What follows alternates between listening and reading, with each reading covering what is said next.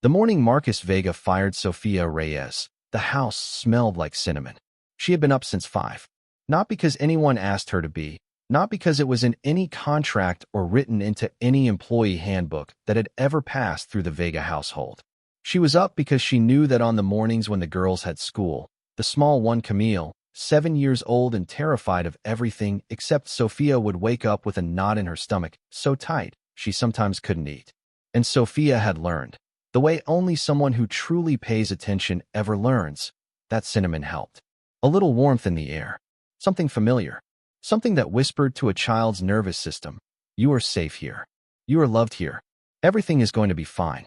She had the oatmeal going. She had the girls' uniforms laid out on the bathroom counter, pressed and warm from the iron. She had already repacked Isabela's backpack because the 11-year-old had a habit of forgetting her science folder on Thursdays, and this was a Thursday. Sofia knew these things the way some people know the weather, not because they check, but because they live in it. She did not know, on that particular morning, that she was doing all of this for the last time. If you're enjoying this story so far, don't forget to hit the like button and subscribe. Drop a comment telling me where in the world you're watching from. I love hearing from you. Marcus Vega came downstairs at 7:15 in a charcoal suit that cost more than Sofia made in 2 months. He moved through the kitchen the way he always did, quickly, efficiently, like a man on his way to somewhere more important. He poured his own coffee, which he had only started doing 6 weeks ago, ever since Claudia had told him at a dinner party that it was strange to have domestic staff in the kitchen while you were eating breakfast. Strange, she had said, with that particular smile she wore when she was saying something cutting and dressing it up as concern. Like having a stranger watch you chew. Claudia. Marcus had been seeing her for 4 months. She was the kind of woman who wore her perfume like armor and spoke in that measured, precise way that made everything sound like a board meeting agenda. She had opinions about the house, strong ones. She had opinions about the girls, measured, careful, always framed as concern. And she had opinions about Sofia, though she delivered those in quieter ways. A raised eyebrow. A question dropped into conversation like a stone into still water. "Don't you think it's a little unusual how attached those girls are to the help?" Marcus stood at the kitchen island and did not look at Sofia directly. He rarely did anymore. "The agency will send someone to cover the rest of the week," he said, voice flat, eyes on his phone. Sofia turned from the stove slowly. Her expression did not collapse. It did not rage. She had grown up in a household where you learned early that falling apart in front of people with power was a luxury you could not afford. She simply looked at him, spatula still in hand, and said, "I'm sorry." Marcus set his phone down. He had the decency, at least, to look at her when he said it. "I'm letting you go, Sofia. Today will be your last day. I'll have your final check ready by this afternoon, with 2 weeks severance." The oatmeal bubbled on the stove. From somewhere upstairs, a faucet turned on. One of the girls, getting ready. "Can I ask why?" Sofia's voice was quiet. Not trembling, just quiet, the way deep water is quiet. Marcus paused. A small hesitation, barely visible, like a fault line moving underground. "It's just time for a change," he said. "It's nothing personal. Nothing personal." Sofia Reyes had spent 2 years and 4 months inside this house. She had wiped fevers from Camille's forehead at 2 in the morning. She had helped Isabela practice her multiplication tables at the kitchen table until both of them were laughing too hard to remember what 7 times 8 was. She had learned the difference between the cry Camille made when she was scared and the one she made when she was simply overtired, and she had never once mixed them up. She had ironed this man's shirts. She had kept his home standing like a quiet, invisible spine. "Nothing personal." "All right," Sofia said. "Because what else do you say to a man who has already decided?" She turned back to the stove and finished the oatmeal. Marcus picked up his phone and walked out of the kitchen. He was gone before the girls came downstairs. Camille came first, as she always did, sliding in her socks on the hardwood, still half asleep, her dark hair in 2 lopsided pigtails that Sofia had been planning to fix before school. She climbed onto her stool at the island and reached her arms out automatically, the way she had every morning for as long as she could remember, and Sofia leaned down and hugged her without thinking, without ceremony, because it was as natural as breathing. "You smell like cinnamon," Camille said into her shoulder. "Because I was cooking," Sofia said softly. "Good cinnamon," the girl murmured. Isabela appeared a moment later, backpack already on, science folder visible she'd remembered on her own today. She dropped into her stool and looked at Sofia's face with the particular intensity of an 11-year-old who has learned to read silences. "Are you okay?" Isabela asked. Sofia put the bowls down and smiled. It reached her eyes, but only just. "Eat your oatmeal." She had decided she would not tell them. Not yet. Let them have their morning. Let them go to school without carrying this. Whatever was coming, and she already knew something was coming, had felt it gathering for weeks the way animals feel whether it was not their burden to carry. Isabela was still watching her. "Something happened," she said. Not a question. Sofia pointed at the bowl. "Oatmeal." Isabela held her gaze for one long moment. Then she picked up her spoon. Sofia stood at the sink and looked out the window at the yard.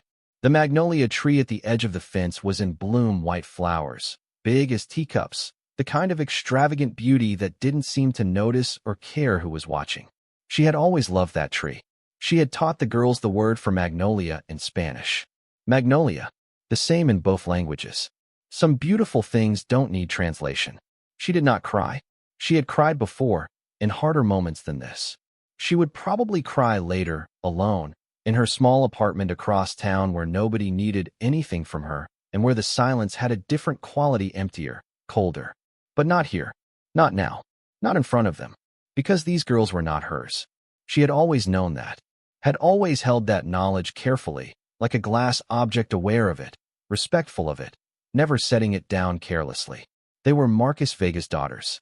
They were the daughters of Lucia Vega, who had been gone for 3 years now, taken by an illness that moved faster than anyone expected and left behind a husband, hollowed out by grief, and 2 children who still sometimes woke up in the night calling for a woman who could no longer answer. Sofia knew about Lucia Vega. She knew more than Marcus realized. She knew more than anyone in this household had ever thought to wonder about. But that was a truth she had kept tucked close, a secret with weight and tenderness and history behind it, a secret that had its own reason for existing, even if those reasons were growing harder to defend in a house that no longer wanted her in it. The school bus came at 8:15. Sofia walked both girls to the end of the driveway, the way she always did, and she stood there watching the bus pull away, Camille's face pressed to the glass, palm flat against the window in a small wave. Sofia raised her hand back. She kept it up until the bus turned the corner and disappeared. Then she went back inside, and she started cleaning. She cleaned the way she always cleaned, thoroughly, carefully, with that quiet competence that had always made her invisible to the people who didn't think to look. She stripped the beds, she scrubbed the bathrooms, she reorganized the pantry where things had gotten shuffled around. She moved through the house like someone completing a task that mattered, because to her it did. This was not performance. This was not bitterness. This was simply who she was. Around 10 in the morning, the front door opened and Claudia walked in. She had her own key now. She had acquired it 3 weeks ago, a development that Sofia had noted and said nothing about. Claudia was dressed for a long weekend, carrying a leather overnight bag and wearing sunglasses she didn't take off when she stepped inside. She looked at Sofia the way people look at furniture they're already planning to replace.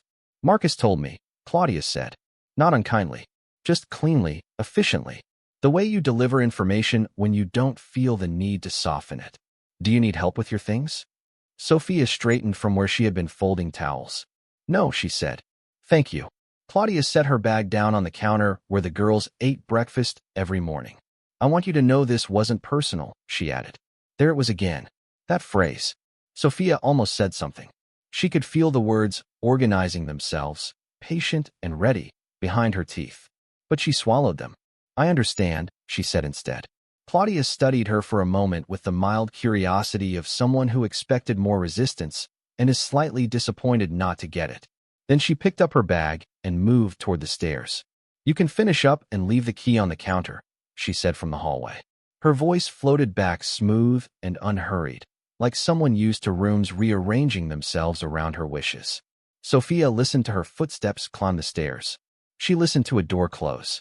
Then she stood very still in the middle of the kitchen she had kept clean for over 2 years, and for the first time all morning, her hands were not busy. And in that stillness, the full weight of the day pressed down on her, quiet, enormous, inevitable. She reached into the pocket of her uniform, and her fingers found what was always there. A small photograph, folded once. She didn't need to open it. She knew every detail of it from memory. She knew the way the light caught the hair. She knew the laugh in the eyes. She knew the restaurant they'd been in, the reason they were celebrating, the song that had been playing. She knew Lucia Vega's face the way you know the face of someone who was once, before everything changed, your closest friend in the world. She slid the photograph back into her pocket. She picked up her folding, and she finished it. At 3:50 in the afternoon, the school bus came back. Marcus had arranged to work from home that day, or perhaps Claudia had arranged it, or perhaps the universe had simply decided that some things need witnesses. Whatever the reason, he was in his study when the front door burst open with the particular violence that only children can produce, that full-body arrival that announces them before they even speak. Sofia, Camille called, dropping her backpack in the hallway. Sofia, I got a sticker on my spelling test. I got all of them right, Sofia. Where are you? The house answered her with a silence it hadn't worn that morning. Isabela came in quieter, already scanning. She noticed before Camille did the cleaned counters, the folded things, the absence that has its own texture, its own smell. She walked slowly through the kitchen. She looked at the counter where the key now sat, plain and small and devastating. Dad, Isabela called. Her voice was different, older than 11 years. Marcus appeared in the doorway of the study. He saw his daughters. He saw Isabela's face. Where's Sofia? Camille was still asking, turning in circles the way small children do when the world has failed to be where they left it. She was here this morning. She made cinnamon. Where is she? Marcus exhaled slowly. Girls, come sit down. No, Isabela said. Flat. Immediate. A word with walls in it. Marcus blinked. Isabela, you fired her, Isabela said. Her voice didn't rise. It dropped. Which was worse? You fired her, didn't you? Camille stopped turning. She looked at her father with an expression that no 7-year-old should know how to make, that look of someone bracing, of someone who already knows that what's coming is going to hurt. It was time for a change, Marcus said, and even as he said it, he heard how hollow it was. Isabela looked at him for a long moment. Then she picked up her backpack from the hallway and walked upstairs without a word. Her bedroom door closed. Not a slam, which would have been easier to absorb. Just a careful, deliberate click. The sound of someone deciding something. Camille was still standing in the kitchen. Her chin was trembling now. But, she said, then stopped, then started again. But who's going to fix my pigtails? And Marcus, who had negotiated contracts worth millions of dollars, who had sat in rooms with men 3 times his age and never flinched, stood in his own kitchen and found that he had absolutely no answer for that question. He knelt down. He tried to be gentle. We'll find someone else, he said. Someone great. Camille shook her head. Slowly, then faster. I don't want someone else, she said. I want Sofia. She walked to the stairs without crying. She was trying very hard not to cry, which was somehow more difficult to watch than if she had. Her little hand found the banister. She climbed. And then the house was quiet in a way that Marcus Vega had not felt since the weeks right after Lucia died. That particular quality of silence. Not peaceful, not restful, but empty. The silence of a place where something necessary has been removed. He stood in the kitchen for a long moment, looking at the clean counters, the folded towels visible through the laundry room door, the small key on the counter where it didn't belong. His eyes moved to the stove. A pot, freshly washed, still in the drying rack. The oatmeal pot, he thought, without knowing why he was sure of it. He stood there. Upstairs, neither of his daughters came down for dinner. The first morning without Sofia, Marcus made scrambled eggs. He stood at the stove in his dress shirt and tie, sleeves rolled to the elbow, holding a spatula with the careful concentration of a man defusing something. He had made scrambled eggs before. He was not incompetent. He simply had not made them in this kitchen, for these daughters, in the particular way that mattered, and he was only beginning to understand that there was a particular way that mattered. Camille came downstairs, took one look at the pan, and sat at the island without a word. She pulled her knees to her chest. She was wearing her hair loose because there was nobody to do her pigtails, and she hadn't asked Marcus to try, and he hadn't offered, because somewhere in the night he had made the quiet calculation that he didn't know how, and doing it badly might be worse than not doing it at all. He set a plate in front of her. She looked at it. They're not burnt, he offered. She picked up her fork. She ate 3 bites with the mechanical compliance of a child who has been taught manners and is deploying them now as a form of protest, technically cooperative, emotionally absent. Then she set the fork down and asked to be excused. Marcus said yes. Isabela didn't come down at all. She appeared at the front door at 8:10, backpack on, face composed, and said she'd already eaten a granola bar. She did not say good morning. She did not look at the kitchen. She walked to the end of the driveway and waited for the bus with her arms crossed and her eyes on the middle distance, like someone practicing the art of being somewhere else entirely. Marcus stood at the window and watched her. He told himself they would adjust. Children were resilient. There was research about this. He was almost certain he had read something or heard something about how children adapted. He told himself this the way people tell themselves things they need to believe before the evidence is fully in. Claudia arrived at 11. She had an interior decorator with her, a thin man with an accent and a portfolio under his arm, and she moved through the house with the authority of someone already measuring for new curtains. She had ideas about the girls' playroom, she said. Something more age-appropriate, more structured. She had ideas about the kitchen, a new layout, an upgrade, something that would really open up the space. Marcus watched her move through his house and tried to locate the feeling he usually had when she was in a room. The feeling that had made him overlook the raised eyebrows and the measured suggestions and the quiet, consistent pressure she applied to everything she didn't like. He looked for that feeling and found something cooler in its place. The girls will come around, Claudia said, not looking up from the portfolio. They just need consistency, a firm routine. Children do better without too much emotional attachment to staff. It blurs boundaries. They weren't attached to staff, Marcus said. They were attached to Sofia. Claudia looked up. Her expression was patient. Marcus, it's the same thing. He said nothing. The decorator was measuring the playroom window. His tape made a small metallic sound as it retracted. Somewhere upstairs, in the room Camille had gone back to after her 3 bites of egg, a cartoon was playing at low volume the same episode. Marcus would later realize that she had already watched twice that morning. The same one Sofia used to sit with her for on the rare sick days, both of them on the couch under a blanket, Camille explaining the plot with the intense seriousness of a child who believes the narrator genuinely needs to be caught up. That evening, Marcus knocked on Isabela's door. "Come in," she said. Her voice was flat and courteous, the verbal equivalent of a closed face. He opened the door. She was at her desk, doing homework, her dark hair pulled back in a ponytail she had done herself. It was slightly uneven. She had not asked for help. Marcus sat on the edge of her bed. He looked around the room, the science fair ribbon tacked to the corkboard, the stack of library books, the small framed photo on her nightstand. He had glanced at that photo 100 times over the years without really seeing it. Tonight he looked at it properly for the first time. It was Sofia and Isabela, taken at some point in the last year. They were in the backyard, the magnolia tree visible in the background, white blossoms out of focus behind them. Isabela was laughing at something. Sofia had one arm around her shoulders and was looking at the camera with that expression she had, that steady, warm, undemonstrative look that somehow communicated more than most people's widest smiles. "When did you take that?" Marcus asked. Isabela glanced at the photo, then back at her homework. "My birthday," she said. "She made me a cake. From scratch. She asked me what my favorite flavor was 3 weeks before so she'd have time to practice." Marcus was quiet. "She practiced it twice," Isabela added. "She told me later. She didn't want to get it wrong." The room held that information for a moment. "Isabela, I have homework," his daughter said. Not rude. Just finished. Marcus stood. He moved toward the door. Then he stopped, hand on the frame, and turned back. "Was she good to you?" he asked.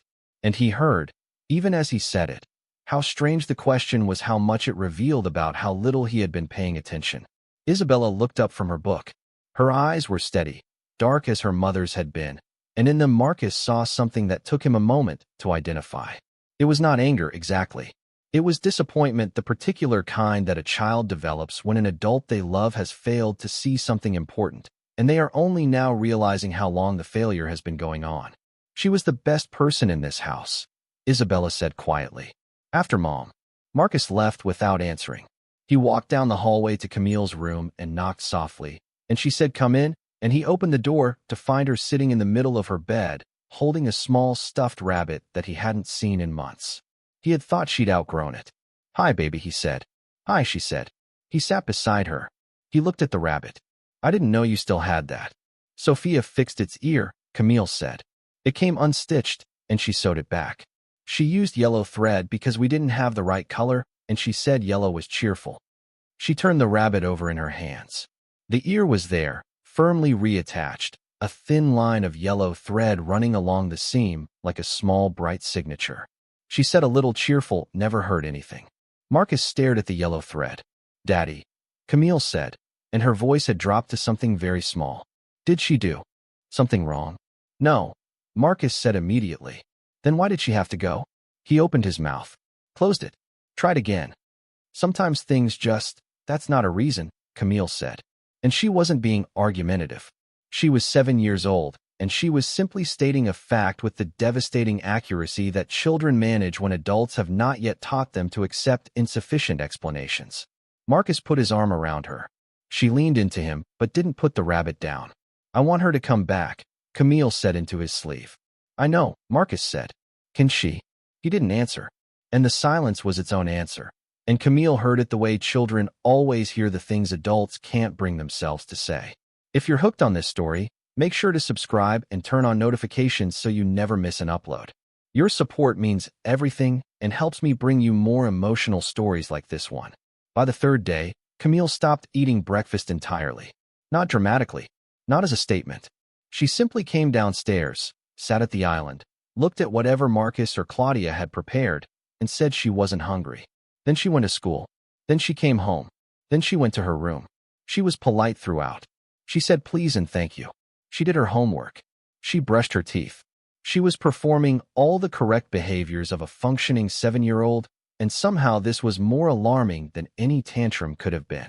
Isabela, meanwhile, had become fluent in a new language, the language of pointed silence. She answered questions with the minimum number of words required. She was never rude. She was so thoroughly, precisely not rude that it took on its own aggressive quality, like someone playing the rules of a game with such technical perfection that they exposed every flaw in the game itself. Claudia noticed. Of course she noticed. They're acting out, she told Marcus over dinner that neither girl had come down for. It's manipulative. Children do this when they sense they can get a reaction. The worst thing you can do is give in. Marcus looked at his plate. They're not acting out, he said. They're grieving. Claudia set down her fork with the particular precision of someone keeping their composure. Marcus. She was an employee. She was here every day for 2 years, he said. She was here more than I was. That landed differently than he intended. The truth of it hit him as he said it. He had been in meetings. He had been on calls. He had been in conference rooms in other cities, flying back late, arriving after bedtime, sliding into a house that ran smoothly without him, because Sofia had made it run smoothly, because she had made it possible for him to be absent without his daughters falling apart. And he had accepted that.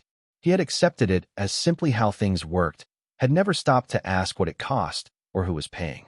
Claudia was watching him with the cool assessment of a woman recalibrating. You're spiraling, she said. This is guilt talking. Maybe, Marcus said. Maybe guilt is what it should be.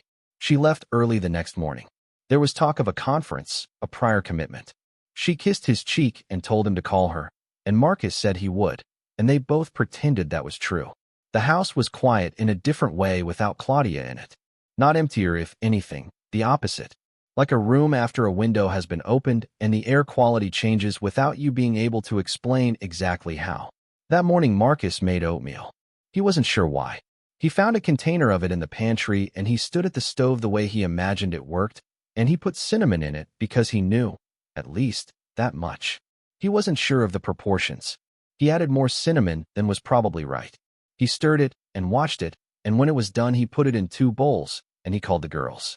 Camille came downstairs still in her pajamas, hair loose. She climbed onto her stool. She looked at the bowl. She looked at her father. You made oatmeal, she said. I tried, Marcus said.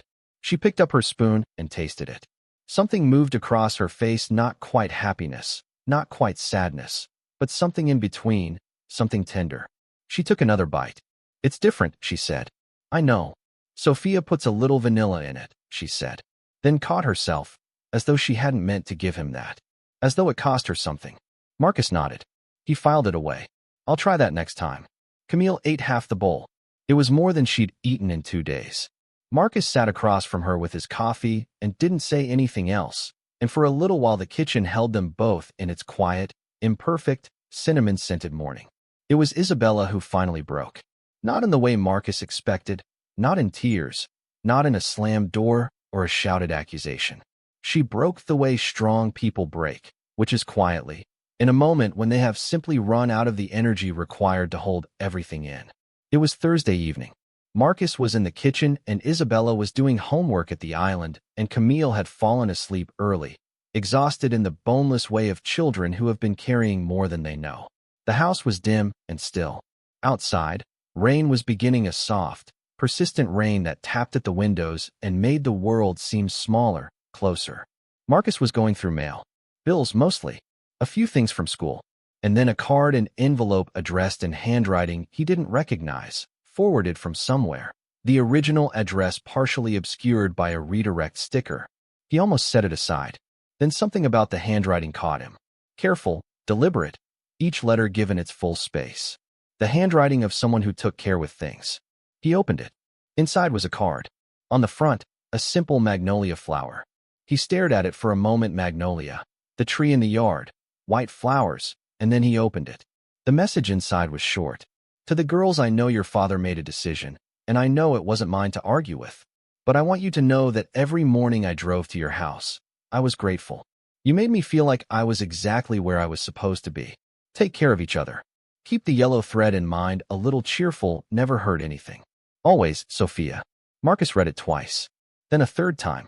He set it down on the counter. Isabela had stopped pretending to do homework. She was watching him with those steady dark eyes. She sent us a card? She asked. Yes, Marcus said. Isabela looked at the magnolia on the front. Her jaw tightened. She pressed her lips together. Then, very carefully, very quietly, she said, she knew Mom. The rain tapped the window. Marcus went still. What? Sofia. Isabela's voice was controlled, but her hands had closed around her pencil. She knew Mom. Not like from the neighborhood or from running into her somewhere. She knew her. Like, really knew her. Marcus couldn't speak. I heard her once, Isabela said. On the phone. I wasn't trying to listen. I was coming down for water, and she was in the kitchen, and she didn't know I was there. She was talking to someone, and she said, Isabela stopped. Swallowed. Started again. She said, I promised her. I'm not going to break it. And she sounded like how we sound when we talk about Mom. That specific way. Marcus's throat had closed completely. I never said anything, Isabela said. Because I wasn't sure, and I didn't want to be wrong. And because she paused, something behind her eyes fracturing slightly. Because if it was true, I didn't want to lose her. The pencil in her hand snapped. She looked down at it, surprised, as if her own hands had done something without her permission. Then she looked up at her father, and Isabela Vega, 11 years old, daughter of a woman who had been gone for 3 years, composed and quiet, and too good at holding herself together. Looked like a child for the first time in a very long time. Who was she, Dad? She asked. Who was Sofia to Mom? Marcus picked up the card. He looked at the magnolia on the front. He thought about 2 years of cinnamon mornings and repacked backpacks and a yellow thread on a stuffed rabbit's ear. He thought about a woman who had worked in his house for 2 years and never once told him, never once let slip, even in passing, that she might have known his wife. And he understood, for the first time, the size of what he had let walk out of his door. He reached for his phone. His hands were not entirely steady. He opened his contacts.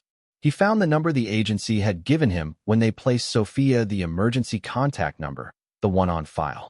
He stared at it. He put the phone face down on the counter. He picked it up again. Outside, the rain was heavier now, running down the windows in long silver threads, blurring the lights of the neighborhood into something soft and impressionistic. Inside, Isabela was still watching him with her mother's eyes. I don't know, Marcus said honestly, but I'm going to find out. Isabela held his gaze for a moment. Then she nodded once, a small, grave nod, like a door cracked open. Marcus looked at the card again. The magnolia. The careful, deliberate handwriting. The line about the yellow thread. He had been telling himself for 3 days that his daughters would adjust, that children were resilient, that this was simply a change that would be uncomfortable and then wouldn't be. But the truth that had been sitting in plain sight since the moment Camille came downstairs looking for a woman who was no longer there was that some things are not about adjustment. Some things are about recognition. The recognition of what something really was, underneath the role it occupied and the uniform it wore. And Marcus Vega was only beginning slowly, too slowly. In the way that men who have buried grief inside ambition always begin to recognize what he had fired. Not his maid. Not his help, not his domestic staff. Something far harder to name, far harder to replace.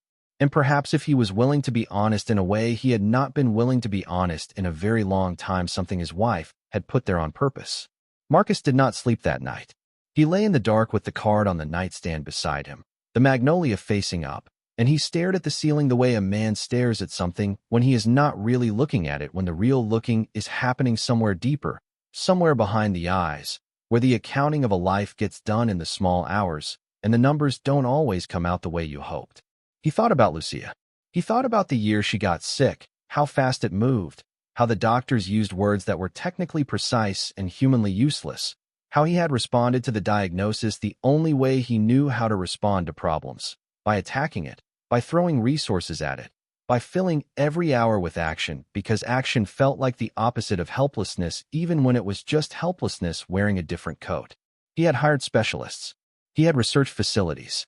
He had made calls and sent emails and compiled information with the focused intensity of a man who believes that if you work hard enough at a thing you can fix it.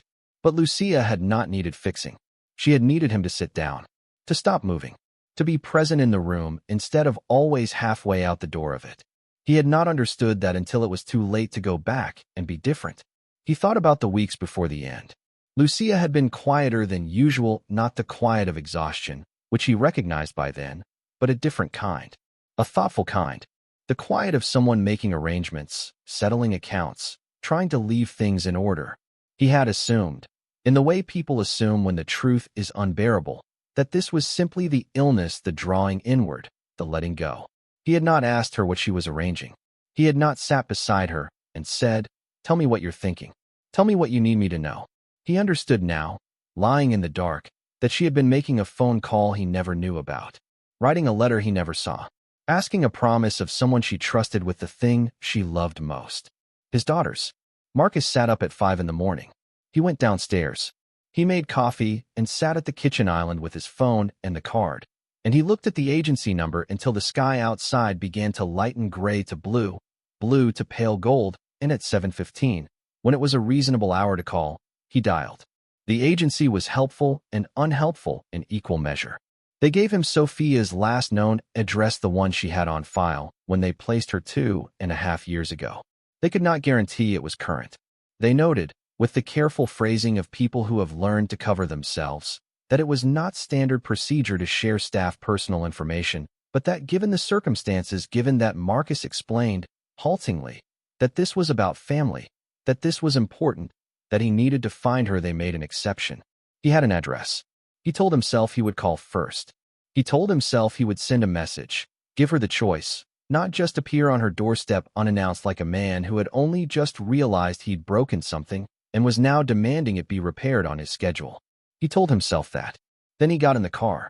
The address was 20 minutes away, in a neighborhood that existed at a careful distance from the one Marcus lived in. Not dangerous, not impoverished, but unmistakably a place where people counted things, where the space between what you had and what you needed was something you measured carefully every month. The buildings were old but tended. Small gardens. A laundromat on the corner. A woman walking a dog with the unhurried confidence of someone who has nowhere pressing to be and has decided to find peace in that. The apartment was on the second floor of a building, with a blue door. Marcus stood at the bottom of the stairs for a moment. He thought about turning around. He thought about all the ways this could go wrong. She could refuse to see him. She could have nothing to say. The thing Isabela had heard could mean something else entirely. He could have driven 20 minutes to make a fool of himself in front of a woman he had treated carelessly and then discarded without a real reason. He climbed the stairs. He knocked. There was a pause, long enough that he thought she wasn't home. Then footsteps, careful, unhurried, and the door opened. Sofia Reyes looked at him the way she looked at most things, steadily, without the performance of emotion, taking in the information and processing it before responding. She was in her own clothes, jeans, and a plain sweater, her dark hair loose in a way he had never seen it because at his house it was always pulled back, always practical, always in uniform. She looked smaller here, and also, paradoxically, larger, more present, more herself. She looked at him for a moment. Then she said, "Mr. Vega."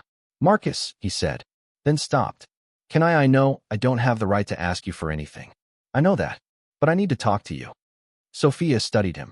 Whatever calculation she was making behind those steady eyes, she completed it quickly. She stepped back and opened the door.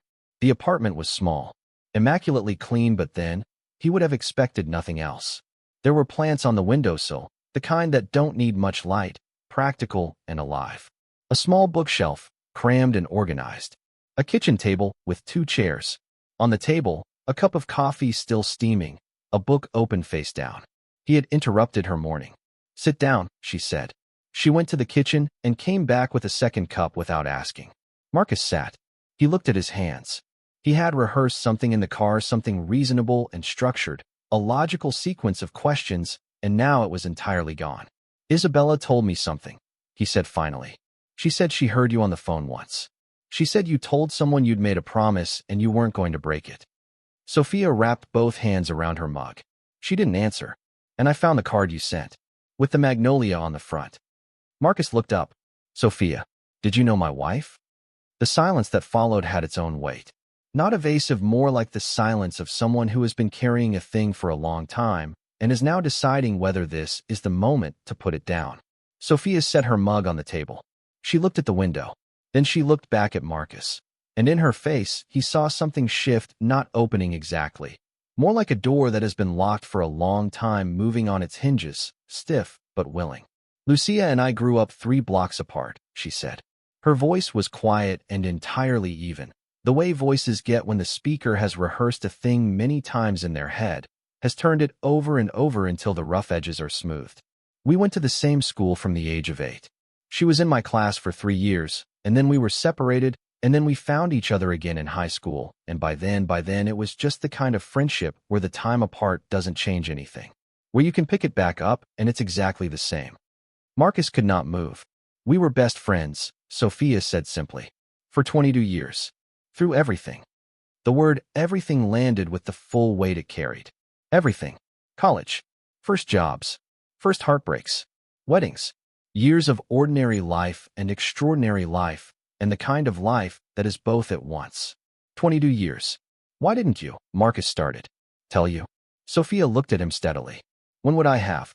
I came to your house as a placement through an agency.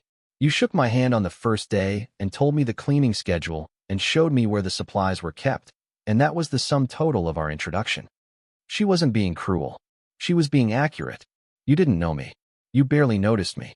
And I thought," she paused, choosing words carefully, "I thought that was better. For the girls. If you'd known who I was, you might have found it complicated. Strange. You might have asked me to leave before I had the chance to, before I could do what I came to do." "What did you come to do?" Marcus asked. His voice was barely above a whisper. Sofia reached across the table. From a small wooden box near the window, she withdrew an envelope. It was old, not ancient, but old enough. The paper softened at the creases, the handwriting on the front faded slightly. She held it for a moment. Then she slid it across to him. His name was on the front. Not Mr. Vega.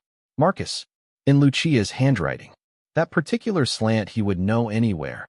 The L that curved up slightly more than it needed to.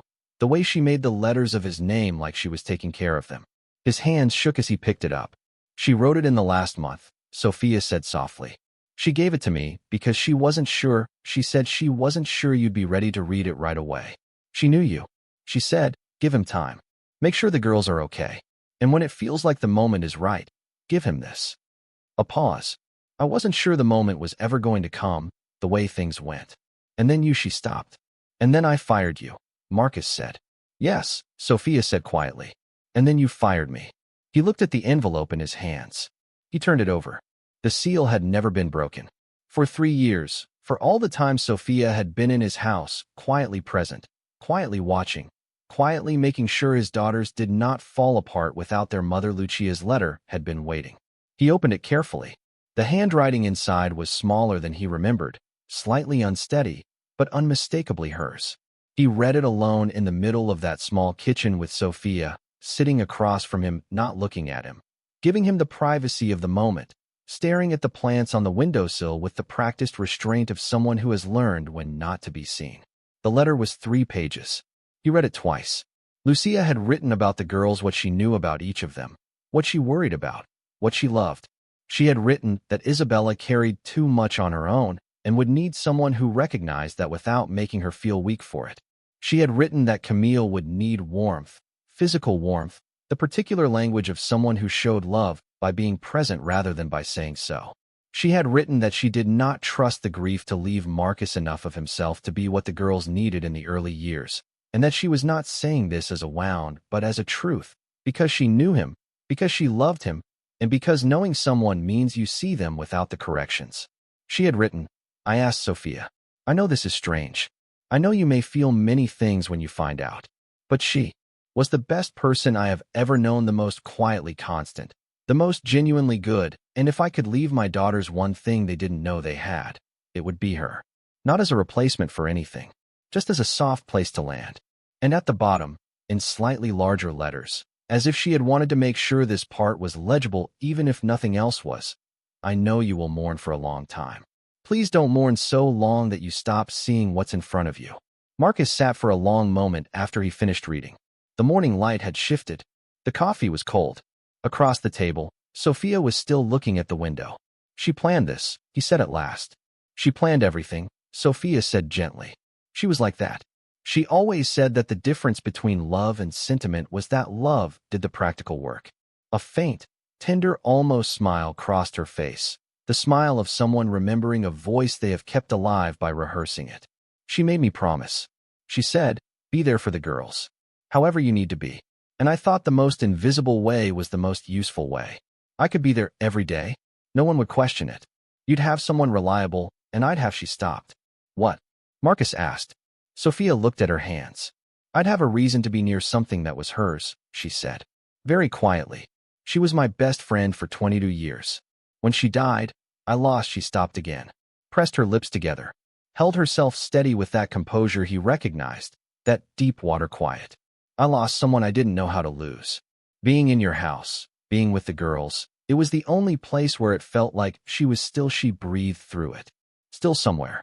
Marcus looked at this woman who had scrubbed his floors and ironed his shirts and repacked his daughter's backpack every Thursday, and sat with his younger daughter through cartoon reruns on sick days, and sewn a rabbit's ear back with yellow thread, and stood under a street lamp of her own grief every single day for 2.5 years without asking him for anything, and he felt something move through him that was larger than guilt and harder than shame. He felt the full size of what he had almost lost. I fired you because of Claudia, he said. He owed her the honesty. She didn't ask me to directly.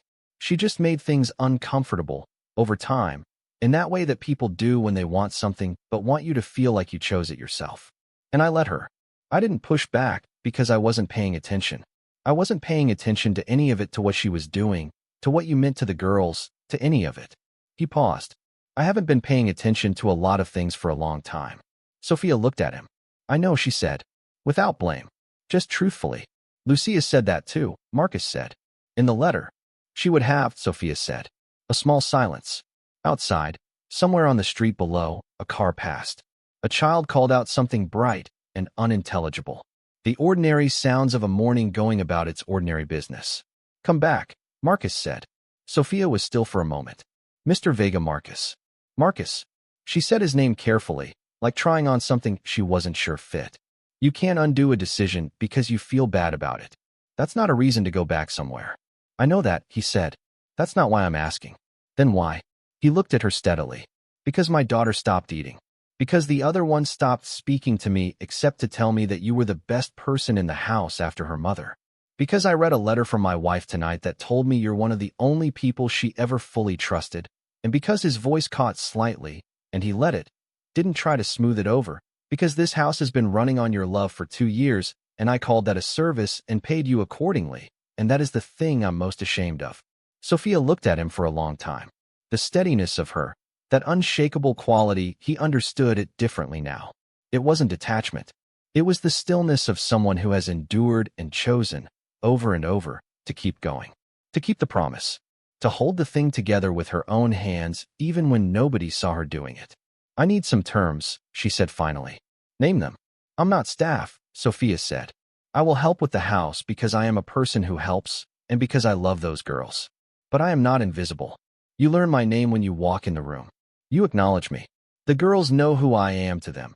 To their mother, not the whole story at once, but gradually, truthfully, in a way that's right for their age. And you? She held his gaze with an unflinching directness. You start paying attention. To them. To what's in your own house. Because Lucia didn't send me here to do your job. She sent me here to hold the bridge until you were ready to cross it. Marcus absorbed this. Every word of it. Agreed, he said. All of it. Sofia nodded once. Small. Final.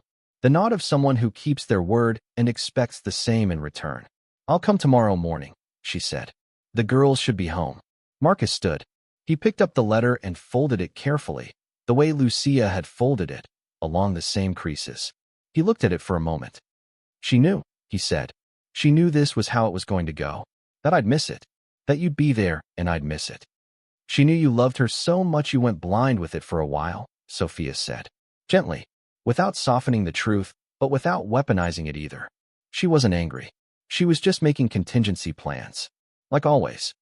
Marcus managed, for the first time in days, something that was almost a smile. She always had contingency plans. 3 of them, minimum, Sofia said. She once had a backup plan for her backup plan. Her sister's wedding, Marcus said. The flowers, and the caterer, and the string quartet, Sofia finished. I know. I was there. They looked at each other across the small table with its 2 chairs and its cold cups of coffee. 2 people connected by a woman they had both loved, one loudly and one quietly, both of them standing in the space she had left behind and learning, slowly, how to navigate it together. Tomorrow, Marcus said. Tomorrow, Sofia agreed. The next morning, Marcus told the girls. Not everything. Not the letter that was for later, when they were older, when the shape of what Lucia had done could be held and understood without the enormity of it being too much. But the important part. The true part. He sat them down at the kitchen island. Camille still in her pajamas with her hair loose. Isabela with her arms crossed. And that watchful, careful look that Marcus had learned did not mean distance. It meant she was listening so hard, she had to hold herself still to manage it. I went to see Sofia yesterday, he said. Camille sat up straight. Isabela's arms unfolded slightly. She and your mother were best friends, Marcus said. Since they were 8 years old. Camille stared at him. Like, real best friends. Like, the kind that goes for 22 years, Marcus said. Isabela was very still. Her jaw worked. Then she said, quietly, I knew it. I know you did, Marcus said. You're smarter than me. You've always been smarter than me. A breath of something, not quite a laugh, from Isabela, but close. She came to be with you, Marcus said. Because your mother asked her to. Because your mother she wanted someone here who really knew what you were worth. Who would pay attention in the ways that mattered. He looked at his hands. I wasn't always good at that. I'm trying to be better. Camille slid off her stool. She crossed the kitchen and stood in front of him. She looked up at him with those enormous serious eyes, and she said, Is she coming back? Tomorrow morning, Marcus said. Camille threw her arms around his neck so fast he nearly lost his balance. She held on with the full-body conviction of a 7-year-old, and she said into his shoulder, Okay. Isabela was still at the island. Marcus looked at her over Camille's head. She was looking at the counter. Then she looked up, and her eyes were bright, and she pressed her lips together for a moment to keep herself steady. She kept her promise, Isabela said. To Mom. She did, Marcus said. For 2.5 years. Isabela nodded. She slid off her stool and walked to the other side, and put her arms around her father too. And for a moment the 3 of them stood there in the kitchen in the pale morning light, incomplete. Still, the way families that have lost someone always are, but holding together, holding each other, which is what the incomplete can do. The day Sofia came back, Camille was at the door before the bell finished ringing. She pulled it open with both hands and stood there looking up at Sofia with an expression of such transparent, uncomplicated love that it stopped Sofia on the doorstep. Just for a moment. Just long enough for something to cross her face, something that had been held carefully for a very long time, releasing its tension, quietly, without fuss. "You came," Camille said. "I said I would," Sofia answered. "I have your jar," Camille said. "The one from the pantry. I moved it to my room so nobody would put anything in it." Sofia looked at her. "What jar?" "The one you keep your pens in," Camille said, as if this were obvious. "It's yours. I kept it." And Sofia Reyes, who had walked through 2.5 years of this house with her spine straight and her face composed and her grief held in the pocket of her uniform like a folded photograph, Sofia laughed. A real laugh, the kind that comes from somewhere unexpected, from a place you forgot you had. She put her hand over her mouth and she laughed, and Camille laughed too without entirely knowing why, and the sound of it filled the hallway and spilled into the kitchen and went all the way up the stairs. Isabela appeared at the top of them. She looked down at Sofia. Sofia looked up at her. "Hi," Isabela said. "Hi," Sofia said. "Are you staying this time?" Isabela asked, with that directness she had, that clean refusal to dress things up. Sofia glanced back at Marcus, who was standing in the hallway behind Camille. He nodded. "I'm staying," Sofia said. Isabela came down the stairs. She did not run, because Isabela did not run in the house, which was a rule she had maintained with perfect consistency for as long as anyone could remember. But she came down quickly, and when she reached the bottom, she stepped forward and put her arms around Sofia in the straightforward, unsentimental way of someone who doesn't hug often and means it completely when they do. Sofia held her. She pressed her lips together. Her eyes went to the magnolia tree visible through the hall window, white flowers open in the morning light. "Lucia," she thought. "I kept it. I kept the whole thing." In the weeks that followed, things changed in the Vega house in ways that were specific and real and unmistakable. Marcus cleared his Thursday afternoons. Not all of them. He was a person with a company and a calendar and responsibilities that did not dissolve simply because he was paying attention better. But he cleared them deliberately, and he protected them the way he protected important meetings, which is to say that when something tried to encroach, he said no. On Thursday afternoons he was home. He learned the difference between Camille's nervous giggle and her real one. He sat through 2 episodes of the cartoon, the whole way through, and let Camille explain the plot because she explained it better than the show did. Claudia did not come back. There was a conversation, brief, cordial, the kind of conversation that is really a mutual recognition that something has already ended, and then there was silence, and Marcus did not grieve the silence. Sofia was not the maid. She was not the nanny. She was not easy to categorize, which seemed, somehow, entirely appropriate. She helped with the house because she helped with the house. She was present in the evenings sometimes, when the girls needed her. She had coffee at the kitchen table on the mornings she came, proper coffee, at the table, not standing at the counter. Marcus learned her last name in Spanish, Reyes, the way it was meant to be said, the way she had always said it when she answered the phone, and he had never listened carefully enough to notice. One evening, about a month after she came back, Isabela was doing homework at the kitchen table, and Sofia was cooking, and Marcus was home, genuinely home, present and in the room, and Camille was telling a story about something that happened at school, a long, circling story with too many characters and an unclear conclusion, the kind of story that required sustained attention and generous patience and the willingness to follow a narrative that was going somewhere even if you couldn't yet see where. They listened, all 3 of them. The kitchen smelled like garlic and something warm. At one point Camille said something that made Isabela laugh. A real laugh, the one that came out before she could catch it, the one that sounded like their mother's laugh. A little, the particular note of it. Marcus heard it and felt something move through him that he did not try to name because he thought if he named it he might lose it. He looked at Sofia. She was at the stove, her back half turned, and she could not have known he was looking. But she was smiling. Small, private, the smile of someone who has arrived at a place they were trying to get to for a very long time. Lucia had known, Marcus thought. She had known this was possible. She had sent Sofia here not as a consolation for what had been lost, but as a compass pointing toward what could still be found, if a man was willing to stop moving long enough to look. Some acts of love don't make noise. They show up quietly, in a uniform, with a jar of pens and a yellow thread and a heart full of promises, and they do the work every single day while the world looks elsewhere. The most important things we are. Sometimes given come to us without announcement, without flourish, without any sign that says, "This matters. Pay attention. Don't let this go." Marcus Vega had been given something extraordinary. He had almost let it walk out the door with a 2-week severance check and nothing personal.